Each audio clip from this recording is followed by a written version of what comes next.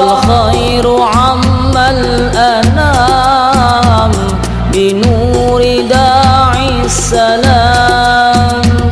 محمد رسول الله إلى الحقيقة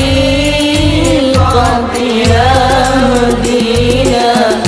منذ أن طلع البدر علينا سكن الأنس في ليالينا.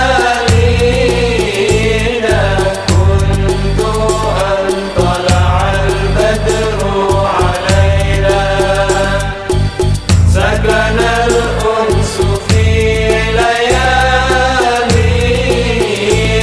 والخير عم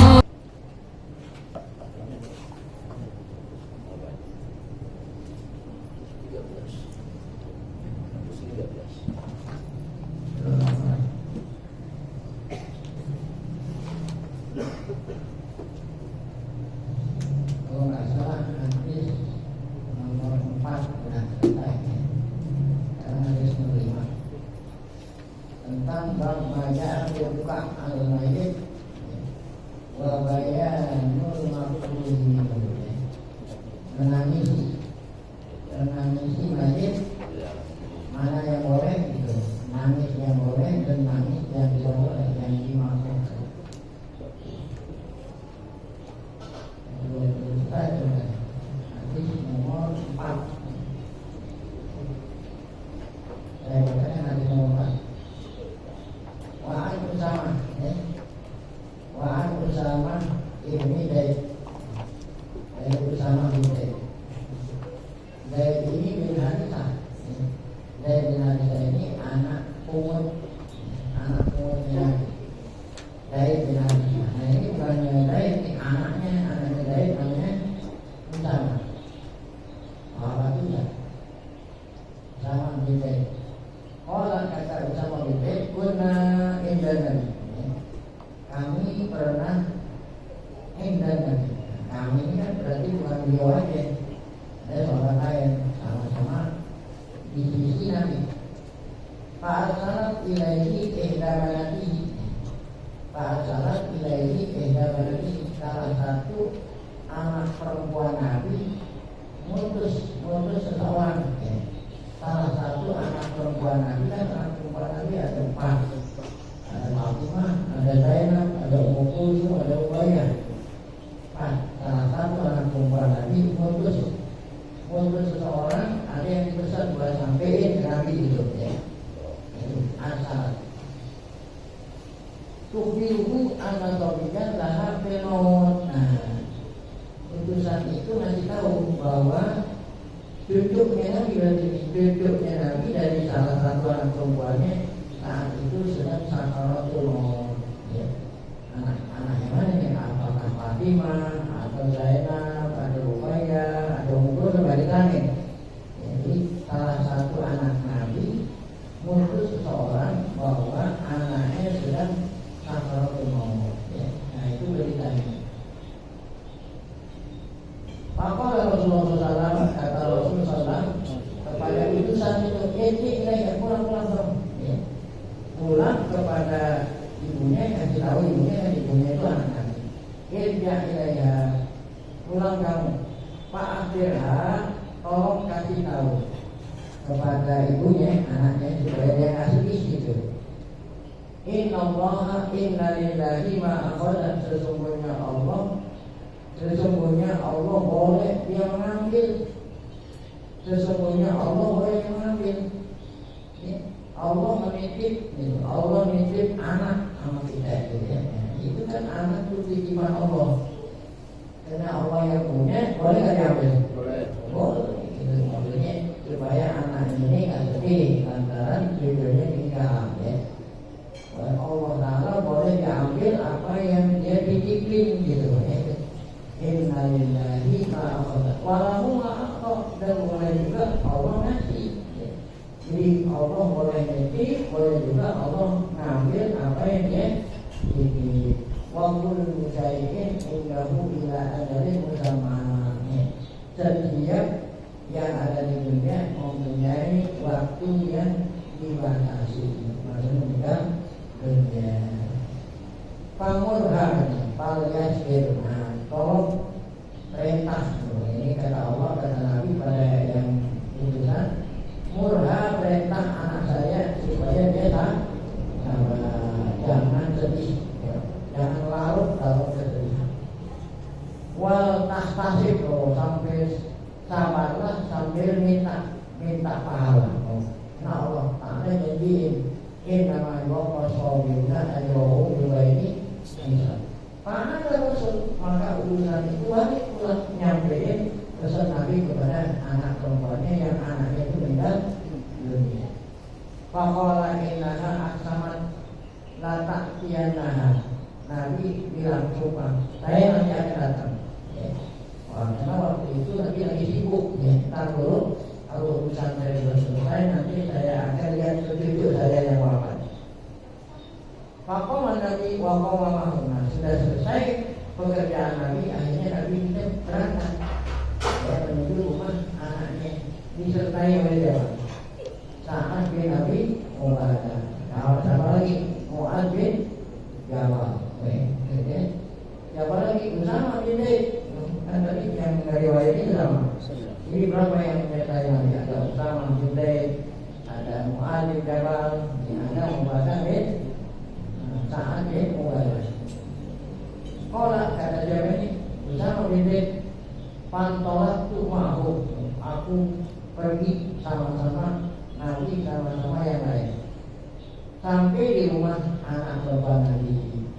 Farumi'ah ilaihi sorik. Nah di sana rumi'ah tadi kita angkat duduknya itu sorik angkat oleh Nabi, diangkat di buku ya. Napasnya itu warna suhu tangkok ya. Kalau orang mau meninggal dunia napasnya tersendat-sendat ya. Duduk-duduknya Nabi itu ya. Warna pasuhu gitu katanya warna nafsu. Artinya warna pasuhu. Kalau nafsu kan nafas. Kalau nafsu diri. Warna pasuhu tangkok nafasnya tersendat-sendat karena mau meninggal dunia di pangkuan Nabi Muhammad SAW. Ka'annaha fi sannati jamalin. Ka'annaha fi sannati, seakan-akan suaranya itu, suara nafasnya itu seakan-akan sannatin. Dan ada di sini artinya sannatin ya, seperti suara ya, suara apa nih ya, papa aina, seakan-akan seperti suara daun yang kering lah gitu aja. Papa aina, maka Nabi Muhammad berlinang air mata ya. Papa artinya berlinang aina, kedua matanya berlinang air mata. Papa Sa'dun, kata Sa'ad nih yang melalui Nabi, kata Sa'ad, mahalla ya Rasulullah, kok kenapa kamu tak sedih ya Rasulullah keluar air mata? Apa yang kau beri? Ada rahmatun. Ini air mata itu menunjukkan saya ini punya kasih sayang ya. Jadi kalau orang yang di dalam hatinya ada kasih sayang, pasti ketika dapat menerima pasti dia itu apa? Sedih. Nah ini sedih seperti ini tidak diharapkan ya, yang mulai air mata, sedih mau dan naluri ya. Bahkan orang normal namanya. Nah yang diharapkan itu sedih yang sambil mengucap-ucap ya. Mengucap ngomong apa berutuh orang perempuan kata-kata. Nah itu yang dilarang. Kalau hanya sedih mengeluarkan air mata tanpa suara, nah ini yang dilakukan oleh Nabi Muhammad SAW. Karena Nabi ini air mata rahmat, ja'alah Allah bi qulubi ibadihi, Allah menjadikan rasa kasih sayang di hati hambanya. Innama yarhamullah min ibadihi ruhamah. Allah memberikan rahmat kepada hambanya yang punya hati rahmat ya. Kalau kita nggak punya rasa rahmat, Allah nggak berikan rahmat. Nah itu hadis muttafaqun alaihi.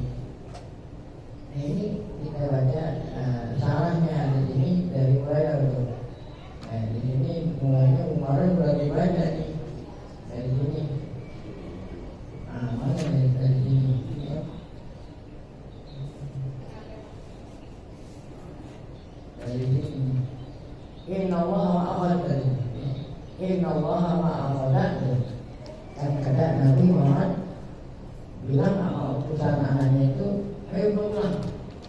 Saya tahu anak saya bahwa boleh bagi Allah mengambil titipannya, gitu kan? Nah, ini apa salahnya ini? Innallaha ma'akhad. Qadama dzikrul asli atau nyekok. Nah, kenapa Rasulullah mendahulukan menyebut ngambil ya atas memberi? Kan biasanya tidak bilang apa dulu? Ngambil dulu atau memberi dulu? Memberi dulu, memberi baru apa? Maksudnya ngambil duluan. Ya. Memberi dulu, nitip dulu, setelahnya nitip baru nanti barangnya apa? Nah, saya ngambil dulu itu belakangan. Nah di sini dalam hadis ini kenapa Rasulullah menyebut apa? Ngambil dulu, ya, memberinya apa? Belakangan. Seharusnya kan apa? Memberi dulu, ngambilnya belakangan. Nah, apa rahasianya di maksudnya? Ini jawabannya. Pada zikrul asli, Nabi Muhammad mendahulukan ngambil atau atas memberi. Wa in kana mutaakhiran bil waqi, yang seharusnya atau faktanya itu harus memberi dulu baru mengambil. Nah jawabannya lima yang tadi di makom. Jawabannya di sini karena makomnya itu makom harus yang disebut namanya dulu ngambil. Mungkin anaknya ini meninggal dunia, gimana saja? Sesungguhnya boleh bagi Allah memberi pada memberinya. Sebab saat dikasih tahu anaknya ini lagi sakratul maut, jadi makomnya makom memberi atau makom apa? Kecuali kalau Nabi dapat berita cucunya lahir, nah itu berarti apa? Memberi dulu baru ambil. Nah setelah berhubung cucunya mau meninggal, berarti makomnya makom apa? Makom ambil. Itu namanya balaghah, itu omongan yang balaghah, omongan yang pasti, omongan yang muqtabal hal, omongan yang sesuai dengan waktunya, sesuai dengan apa? Waktu. Lalu dikatakan apa? Balaghah. Karena kan yang disampaikan berita bahwa anaknya mau meninggal dunia, maka Nabi kita dahuluin ngambil dulu. Tunggunya Allah boleh dia ngambil, karena itu titipannya gitu. Nah, itu namanya muqtabal hal. Yang tadi mana ini? Annalladzi aradallahu ayyahudah waladzi kana Allah. Yang Allah mau ambil itulah yang Allah dulu berapa ya? Titip. Oleh karena itu kita nggak boleh larut dalam kesedihan. Sama aja seperti orang nitip barang, kemudian orang yang punya barang mau ngambil begitu sedih, Ini. Fa'ina azlahu azlan ma'walah. Karena yang diambil Allah adalah miliknya itu. Fala yang bagi jamaah. Oleh itu tidak boleh bersedih, tidak boleh larut. Kalau bersedih sudah jelas. Tapi Nabi kita sedih kan keluar air mata. Tidak boleh larut dalam kesedihan. Di anak mustawdi'an amanah, la yang bagi ayatan. Karena orang yang dititipi amanah, apabila orang yang punya barang ngambil, tidak boleh apa? Sedih, tidak sebaiknya itu jika barang itu ingin dikembalikan atau ingin diambil orang yang punya. Nah itulah artinya lillahi inna lillahi ma'akhadha wa yahtamilu atau wa yuhtamalu ayyakuna al-murad jadi etok hayat. Bisa juga yang dimaksud etok ini memberikan kehidupan, yaitu etok hayat. Liman baginya pada maut, bagi orang yang sesudah mati. Orang yang sudah mati itu nanti Allah akan ikuti lagi. Jadi boleh bagi Allah mengambil dan boleh juga bagi Allah sesudahnya dia itu diambil rohnya, boleh nanti dihidupi lagi gitu. Nah kalau ditafsir begitu berarti tidak ada yang didahulukan. Kalau ditafsir seperti itu, boleh bagi Allah mematikan, mengambil. Nanti kalau udah mati, boleh juga bagi Allah ngapain? Hidupin. Karena kita ini semua nanti akan hidup kembali.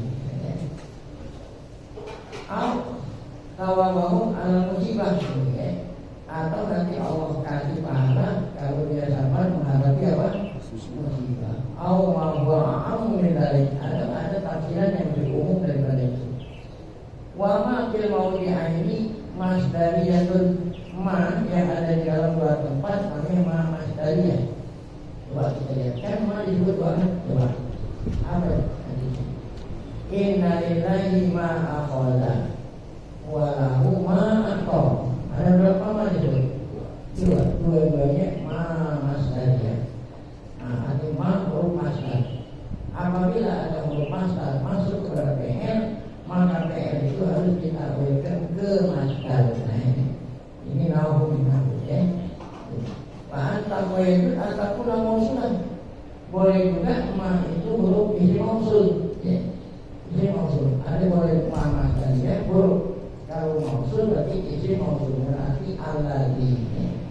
Jadi kalau alladzi artinya apa? Ya. Inna lillahi alladzi akhadha wa inna lahu alladzi ata. Nah, itu baru diartiin ma itu isim mausul. Nah, kalau diartiin isim mausul, akhirnya mahdhuf. Akhirnya kira-kira ma akhadahu ya. Walillahi ma aqahu itu akhirnya kembali pada isim mausul tidak disebut. Kemudian wa kullu syai'in indahu bi ajalin musamma. Nah, segala sesuatu yang ada di sisi Allah ada ajalnya, ada umurnya, ada batasnya, tidak ada yang kekal di dunia ini. Aikulun minal akhir wa iqaq au minal anfus ya, au ma huwa a'am min dzalik. Nah, ini semuanya itu ada waktunya, tidak ada yang kekal. Wahya jumlatun ibtidaiyatun maktubun ala jumalin mazkurah. Jadi waktu syai'in ini atur jumlah ala jumlah. Wa yajuzu fi kullin anasu. Boleh baca wa kullah. Tadi kan tidak baca wa kullu. Boleh baca apa? Wa kullah. Kalau baca wa kullah atap atas isim anna. Kan anna lillahi ma akhadha. Wa kullah wa anna kullah ini wa anna kullah syai'in indahu bi ajalin musamma. Payat sahibut takkid alaihi maka menjadi tauhid. Wa makna indiyah al-ilmu. Dan katanya apa? Tadi kan wa kullu syai'in indahu, segala sesuatu di sisi Allah. Yang dimaksud di sisi itu di ilmu Allah, bukan di sisi zatnya Allah. Kalau kita lihat di sisi, nah itu sama termasuk. Kalau ada orang di sisi saya, berarti orang itu di dekat sama saya. Ya. Jadi indah ini bukan indah makan tempat, tapi indah ilmu. Ya. Jadi segala sesuatu di dalam ilmunya Allah gitu, jangan segala sesuatu di sisi Allah. Cuma kalau kita bilang sesuatu ada di sisi Allah, berarti Allah berada pada tempat tertentu. Ya. Gitu. Allah dia itu di sisi Allah, berarti Allah itu punya tempat tertentu. Sedangkan Allah itu tidak punya tempat tertentu. Makanya indah ditafsirkan apa? Ilmu, bukan dorok. Ilmu. Supaya jangan sampai kita jumpai Allah dengan masuk kalau kita ini. Saya berada di sini, berarti tidak ada di rumah. Nah, kalau Allah ada di sini, tidak ada di tempat lain lagi, mana mengurus yang lain? Makanya ketika ditafsirin apa itu istawa alal arsy, itu jangan ditafsirin Allah itu bersemayam. Lalu Jokowi bersemayam bisa, dia ada bersemayam di istana Bogor berarti nggak ada di Jakarta. Tapi kalau istawa menguasai, jadi tafsirnya istawa menguasai bukan bersemayam. Sebab kalau di dalam Allah bersemayam sama aja seperti masuknya bersemayam pada suatu tempat. Sedangkan Allah tidak punya tempat. Jadi mana-mana Allah Ta'ala tahu. Baik, nah sampai di sini kemudian sampai bahwa majaz. Nah jadi al-ilmu diartikan dengan al-ilmu tentunya majaz. Majaz itu melazim. Nah sekarang ajal, apa itu ajal? Segala sesuatu ada ajal, batas. Nah yutlaku ala sambil akhir, batas akhir. Ajal itu batas akhir. Atau mutlaqul umur. Ajal itu punya umur ya. Jadi segala sesuatu ada ajal, maksudnya ada umurnya. Jadi nggak selalu kekal ada batas umur. Nah, kemudian yang sama yang telah ditentukan oleh Allah, makhluk, makhluk, al-nahluk. Nah, kemudian tadi perintah wa tastasi. Ayo pulang sekarang, bilangin kepada anak saya supaya dia sabar. Setelah dia sabar sambil minta untuk mengharap pahala. Wa tastasi ay tangli bisa lihat pahala sawab. Niatlah dengan sabar minta pahala min robiha dari Allah ya. Nah baik, nah sampai di sini kemudian qauluhu wa nafsuhu taqaqo ya. Nabi kita setelahnya selesai kerjaannya, Nabi kita bersama sahabat yang lain menuju rumah putrinya yang anaknya waktu itu sedang nafasnya itu taqaqo, artinya tersentak-sentak karena mau meninggal dunia ya. Nanti terusin Allah alam bismillah. Ya. Kalau tadi penjelasan pakai istawa alal arsh, bersemayam. Kalau ada orang yang mengatakan bersemayam di atas arsy-Nya Allah, itu orang tersebut perlu istighfar atau perlu gimana Bu? Ya. Baik. Jangan istighfar dulu, tanya dulu. Ada dua nih. Boleh kita mengatakan Allah bersemayam di atasnya dengan yang layak baginya. Yang layak baginya. Berarti kan bersemayam Allah tidak sama dengan bersemayamnya dia. Nah, kalau itu benar. Nah, itu namanya kata salah. Tapi gimana Allah bersemayam? Oh, kalau ini nggak tahu bersemayam saja begini ya. Ini bersemayam dan ada ini bersemayam. Nah itu nanti mujassimah ya. Apa mujassimah ya? Orang yang meyakini kalau Allah Taala punya apa? Ya. Punya Allah punya mata, Allah punya hidung, Allah punya. Nah itu berarti dia menyerupai makhluk. Ya. Jadi pertanyaan ini bagi orang yang menafsirkan bahwa Allah bersemayam. Kemudian yang kita pertanyaan tadi perlu istighfar gak? Tanya dulu apa maksudnya bersemayam? Oh yang saya maksud bersemayam yang layak bagi Allah. Jadi bersemayamnya Allah tidak seperti bersemayamnya makhluk. Itu tak perlu istighfar. Sebab itulah mazhabnya siapa? Salah. Kalau tidak ini Asy'ariyah mazhabnya kholar. Ditakwil gitu. Bersemayam ditafsirkan dengan menguasai. Jadi kalau seorang ustaz ngajarin orang awam Pak Kiai, dia ngajarin begitu, bersemayam di atas arsy-Nya Allah tanpa dijelasin lagi Pak Kiai. Ustaz itu. Cuma kata-kata bersemayam menunjukkan Allah punya tempat tertentu. Kan bersemayam, bersembunyi di sana.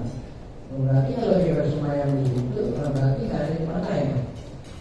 Jadi oleh karena itu tanya maksudnya. Kita bilang bersemayam, maksudnya apa?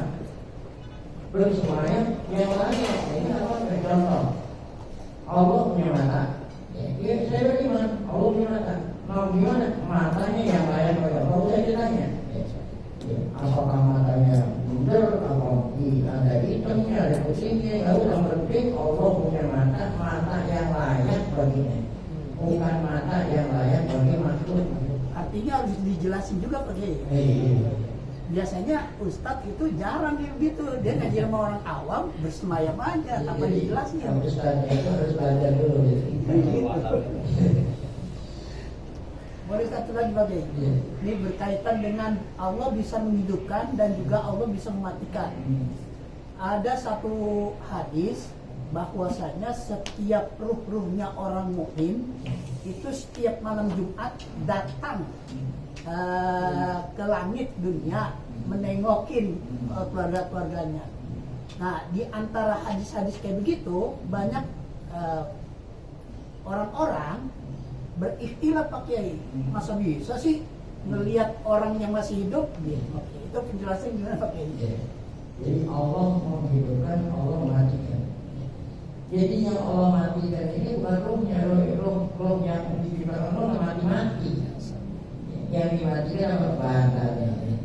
Jadi Allah pisahin gitu, Allah pisahin roh dari jasad itu Allah matiin.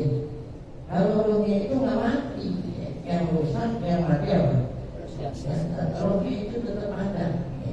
Makanya tadi apa itu? Setiap malam Jumat. Nah, ini nggak mati, Allah nggak mati. Nah itu buktinya Indra Assalamualaikum. Nah kalau mau alim itu rohnya mati, nggak ada gunanya Assalamualaikum. Sama aja itu Assalamualaikum sama tembok.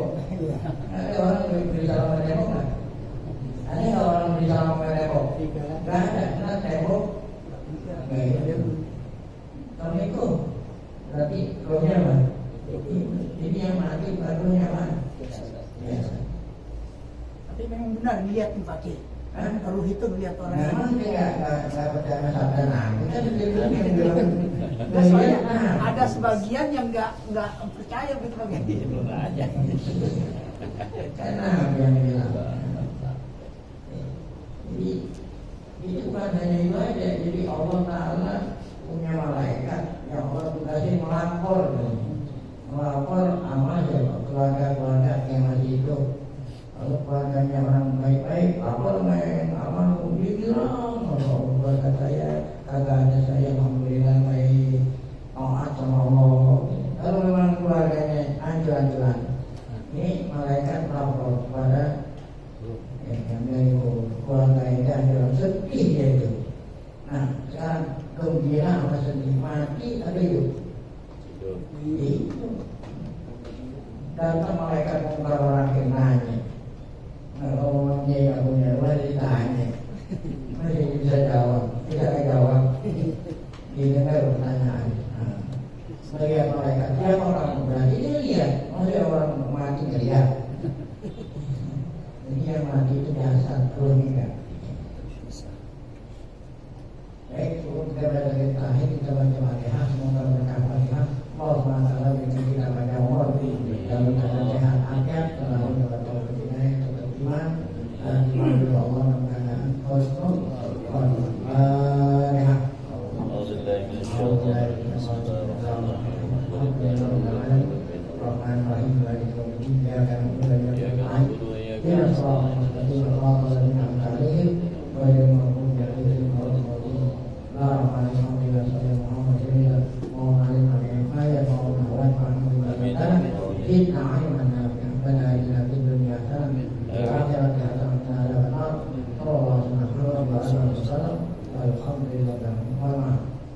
Assalamualaikum warahmatullahi wabarakatuh.